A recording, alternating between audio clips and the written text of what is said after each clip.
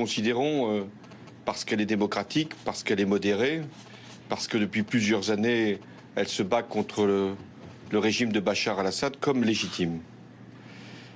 J'ai eu également, hier, des échanges avec le Premier ministre turc, le Premier ministre libanais, et j'ai également eu un long entretien avec le président Rouhani d'Iran. J'en tire les conclusions suivantes. Premièrement, nous devons tout faire pour que une transition politique puisse être trouvée en Syrie. Cette transition, elle passe nécessairement par le départ de Bachar el-Assad. Rien n'a changé.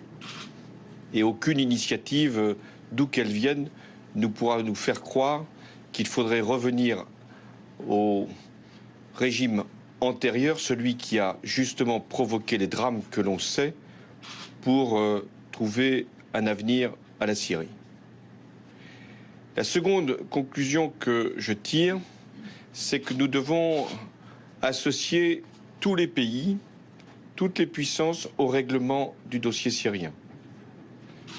Les pays voisins, qui d'ailleurs accueillent de nombreux réfugiés, les pays du Golfe, l'Iran, mais aussi l'Irak, puisqu'il est difficile de dissocier la Syrie et l'Irak dans le malheur qui les frappe.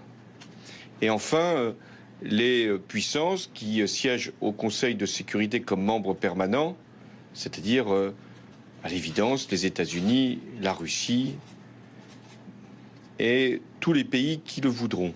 C'est toujours la démarche que nous avons fait prévaloir, et notamment ce qu'on appelait l'esprit de Genève. Donc encore aujourd'hui, s'il doit y avoir une résolution au Conseil de sécurité, nous ne pourrons que la soutenir à ces deux conditions. D'abord, qu'il y ait une transition qui puisse s'ouvrir en Syrie et que cette transition écarte Bachar el-Assad de la solution. Et ensuite, deuxième condition, que s'arrêtent les bombes que le régime, hélas, frappe par ses instruments odieux et abjects la population. Nous voulons aussi qu'il puisse y avoir une action contre les groupes terroristes et notamment Daesh. Parce que ce sont eux aussi qui provoquent les drames et les massacres. Mais il faut aussi comprendre que les réfugiés, ceux qui sont accueillis au Liban, en Turquie, en Jordanie, ceux qui fuient, encore aujourd'hui, la Syrie, partent ou sont partis à cause du régime de Bachar el-Assad. Et aussi à cause des exactions des barbares de Daesh. Donc nous devons agir contre Daesh, et nous le faisons, la France, à travers, compris les frappes que nous avons déjà menées à bien, et d'autres qui se préparent. Mais nous ne pouvons le faire que s'il y a un processus qui permet de donner un avenir à la Syrie. Enfin, sur la question des réfugiés, nous devons aider massivement les pays voisins. Je pense au Liban, je pense à la Turquie et à la Jordanie. J'en ai donc rencontré deux à travers leurs dirigeants. Ils m'ont dit combien cette situation était devenue insupportable. Le Liban, la moitié de sa population, ce sont des réfugiés. La Turquie, au moins 1 million sont dans des camps, davantage encore sont dans la population et sont parfois privés du droit de travail. Et à partir de là, fuient la Turquie. Et en Jordanie, où le HCR nous dit qu'il n'a pas les moyens aujourd'hui d'assurer l'alimentation convenable de ceux qui sont accueillis.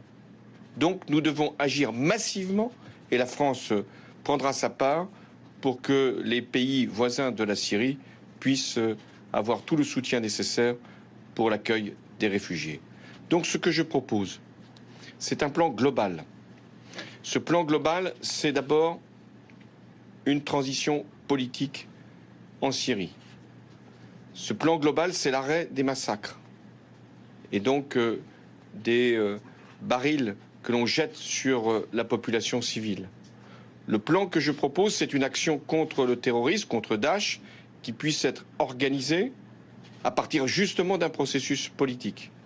Et enfin, c'est une aide massive aux pays voisins pour que les réfugiés puissent continuer à y être accueillis dans les meilleures conditions.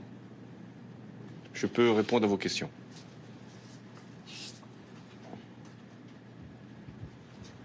Monsieur le Président, merci. Laurent Saïm, Canal+, Télé. Ça fait 5 ans en Syrie que la situation ne fait que s'aggraver. La Syrie est désormais un cimetière à ciel ouvert.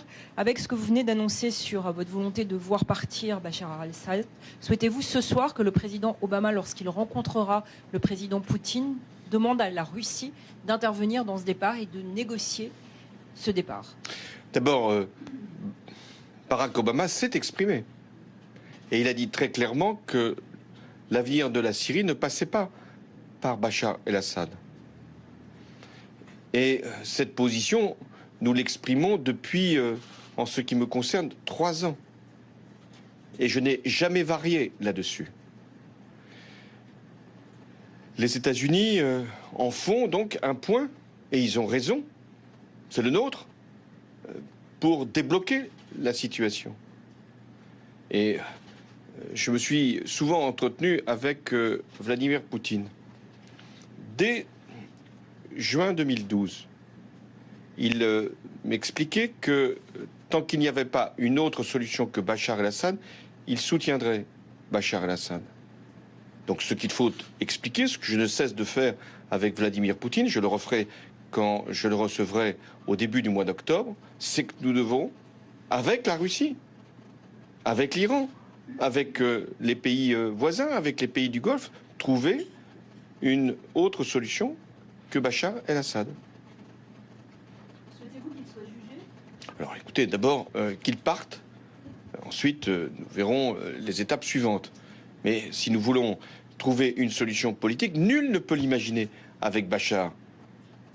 Et au début de mon séjour ici, j'entendais un certain nombre de propos, pas simplement ici, et même loin d'ici, laissant penser que parce qu'il y a une menace terroriste, celle que nous connaissons, Daesh, il faudrait composer avec Bachar el-Assad. Je n'ai pas dit avec le régime ou avec l'État syrien.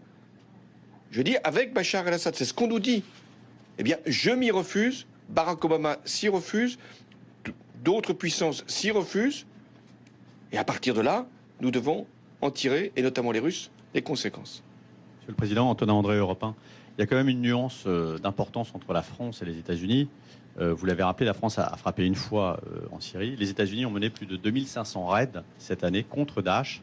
Et de fait, c'est un appui de circonstance au régime, puisque cela affaiblit Daesh et donc est plutôt une forme de soutien de circonstances militaires au régime. Alors d'abord, la France fait partie de la coalition en Irak et frappe aussi Daesh en Irak. En Syrie, frapper Daesh n'est pas soutenir le régime. Ça serait penser qu'il n'y a rien entre Daesh et Bachar el-Assad. Et ce qu'il y a entre Daesh et Bachar el-Assad, c'est le peuple syrien. Ce sont les forces de l'opposition. Ce sont des groupes qui se battent depuis maintenant 4 ans pour renverser la dictature. Ce serait oublier que Daesh n'est pas venu depuis le départ de la révolution syrienne, mais n'est venu que par le chaos qui a été provoqué, à la fois par Bachar el-Assad et aussi par la non-intervention à un moment où il aurait été clé de changer et de rompre avec cette posture. Donc, quand par exemple la France frappe, puisque ça a été le cas avant-hier, un objectif tenu par Daesh, ça n'a aucune conséquence sur le régime, qui ne s'est senti en aucune manière renforcé, puisqu'il ne tient que 20% au mieux du territoire syrien. En revanche, c'est un signal que nous envoyons, c'est aussi une menace que nous contribuons à réduire, et c'est surtout pour l'armée libre syrienne. J'ai rencontré la coalition, donc l'opposition syrienne, c'est un appui pour l'opposition syrienne, celle qui se bat pour reconquérir le territoire. Et c'est ce que voudrait entretenir comme illusion Bachar el-Assad. Laisser penser que si on est contre Daesh, on est pour lui. Non. On est pour le peuple syrien et on doit faire en sorte que Daesh puisse être combattu. Et pour atteindre cet objectif, le mieux est que Bachar el-Assad s'en aille. Une dernière question, et après je suis obligé d'aller faire mon intervention. Monsieur le Président, tout le monde parle, Célia de la Varenne-Lopes, tout le monde parle du départ de Bachar el-Assad, mais comment comptez-vous vous y prendre? Comme en Libye, en exécutant, comment? Non mais, pas reprendre des précédents qui n'ont pas forcément donné les résultats souhaités, mais dès lors que des pays viennent de s'exprimer, la Russie, l'Iran, pour dire qu'ils voulaient être associés encore davantage qu'ils n'étaient jusqu'à présent à la solution politique. C'est avec ces pays que nous devons travailler pour leur dire que la solution, la transition, doit passer, mais doit passer sans Bachar el-Assad. Ce n'est pas une solution militaire que nous engageons là, c'est une solution politique que nous proposons. Et il est très important que lors de l'Assemblée générale des Nations Unies, alors qu'il y avait des doutes qui s'exprimaient, il y avait des interrogations qui étaient à un moment levées ou au contraire qui étaient jetées comme confusion. Eh bien, il était très important de montrer que pour ce qui concerne les pays qui depuis longtemps sont engagés pour qu'une solution soit trouvée en Syrie, il était important de conclure que ça ne passait pas par Bachar el-Assad. Merci.